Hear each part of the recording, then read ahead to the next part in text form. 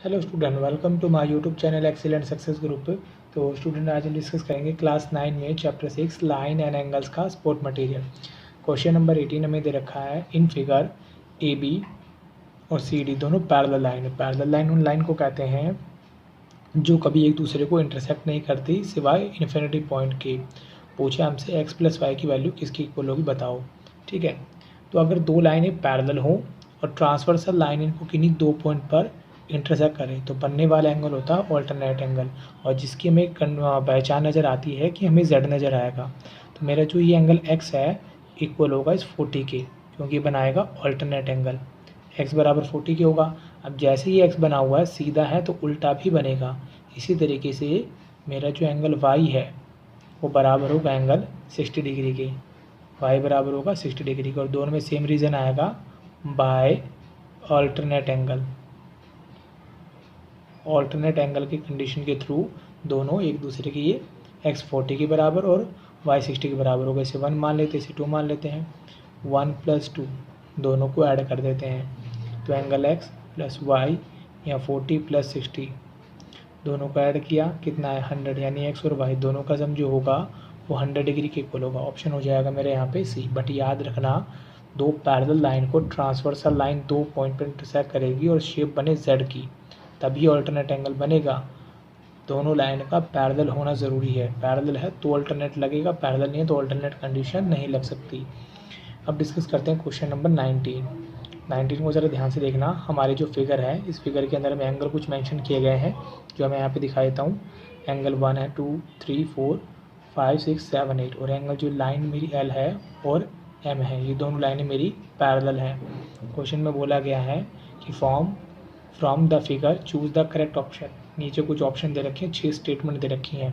इनमें सबसे पहले चेक करना है कौन सी स्टेटमेंट करेक्ट है, कौन सी स्टेटमेंट इनकरेक्ट है।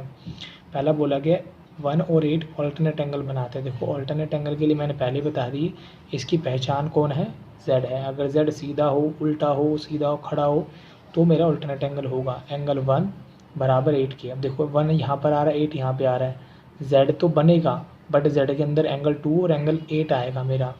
ठीक है, ये होता है इंटीरियर ऑल्टरनेट एंगल, जब जेड के अंदर की तरफ एंगल बनते हैं, यानी कि इसके अंदर की तरफ जो एंगल बनते हैं तो ये इंटीरियर एंगल। बाहर जब एंगल बनते हैं तो उसे बोलते हैं एक्सटीरियर। बाहर कब बनेंगे मैं आपको बताऊंगा अभी।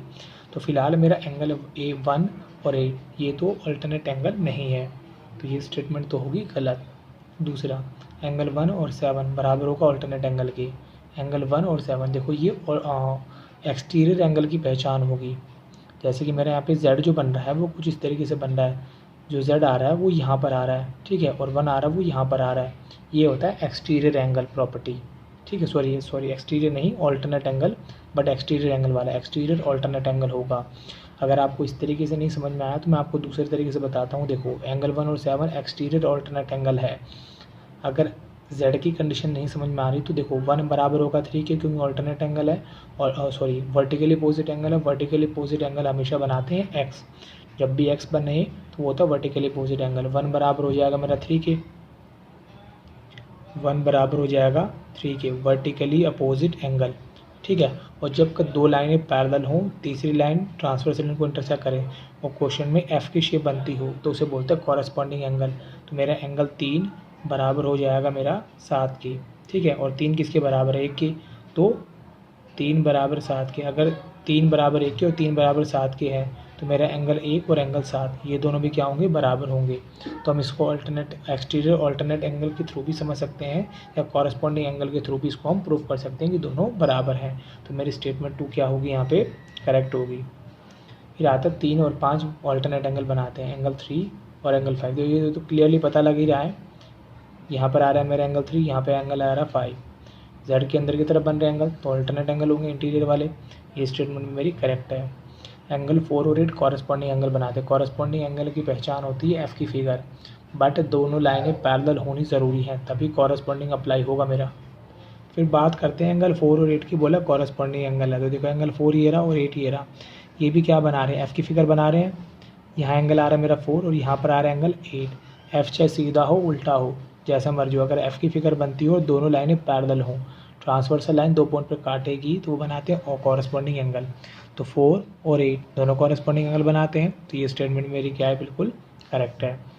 Fifth statement, 2 and 6 are not corresponding angle. देखो एंगल 2 ये रहा और एंगल 6 मेरा ये रहा, एंगल 2 यहाँ पे आ रहा है और एंगल 6 यहाँ पे आ रहे हैं, दोनों लाइनें पैरेलल तो हैं, ट्रांसवर्सल लाइन 2 पॉइंट पर कट कर रही है, फिगर तो बन रही है एफ की, ऑल्टरनेट कॉरस्पॉन्डिंग एंगल तो है, बट यहाँ बोले नहीं है, तो ये बात क्या होगी, गलत होगी। फिर बात करते हैं सिक्स स्टेटमेंट की। बोले एंगल 3 और angle 8 interior angle on a same side of the transversal, यानी कि अगर दो पैरेलल लाइन है जिसको एक ट्रांसवर्सल लाइन 2 पॉइंट पर इंटरसेक्ट करे तो सेम साइड में बनने वाले जो एंगल का सम होता है वो होता है 180 डिग्री, यानी कि एंगल 3 और एंगल 8 एक सेम साइड में, ये ट्रांसवर्सल है, सेम साइड दोनों के दोनों एक ही तरफ अंदर की तरफ आ रहे हैं, एंगल इंटीरियर की तरफ आ रहे हैं, तो इन दोनों का जो सम होगा वो 180 डिग्री होता है। जबकि यहाँ पे बोला गया सिर्फ 3 और 8 इंटीरियर एंगल है सेम ट्रांसवर्सल की तरफ, हाँ इंटीरियर है ट्रांसवर्सल के एक तरफ हैं दोनों के दोनों, तो ये बात भी क्या मेरी बिल्कुल करेक्ट है। तो यानी कि फर्स्ट और फिफ्थ दो स्टेटमेंट गलत निकली, बाकी सारी स्टेटमेंट मेरी बिल्कुल ट्रू है। तो अब चेक करते हैं इसमें से कौन कौन सा ऑप्शन आ रहा है। देखो फर्स्ट ऑप्शन आ रहा है, ये तो पॉसिबल ही नहीं है तो उसको तो छोड़ दो। सेकंड के अंदर देखो फर्स्ट स्टेटमेंट आ रही है करेक्ट, तो ये भी नहीं हो सकती, ये भी गलत, छोड़ दो। सेकंड स्टेटमेंट ठीक है, थर्ड ठीक है, फोर्थ ठीक है, फिफ्थ नहीं होगी, सिक्स ठीक है, तो यानी कि ऑप्शन सी मेरा बिल्कुल करेक्ट होगा। ऑप्शन डी चेक कर लो, सेकंड करेक्ट होगी ठीक है, थर्ड होगी ठीक है, फोर्थ होगी ठीक है, फिफ्थ नहीं होगी, तो ये वाला ऑप्शन मेरा नहीं हो सकता। ऑप्शन कौन होगा, सी होगा। इसी के साथ मेरा क्वेश्चन नंबर 19 यहाँ पे कंप्लीट होता है। उम्मीद करता हूँ स्टूडेंट आपको क्वेश्चन समझ में आ गया होगा। अगर आपको वीडियो अच्छा लगा हो तो वीडियो को लाइक करें, शेयर करें, कमेंट करें और इस चैनल को ज़रूर सब्सक्राइब कर लें। मिलते अगली वीडियो में। Okay bye bye, thank you.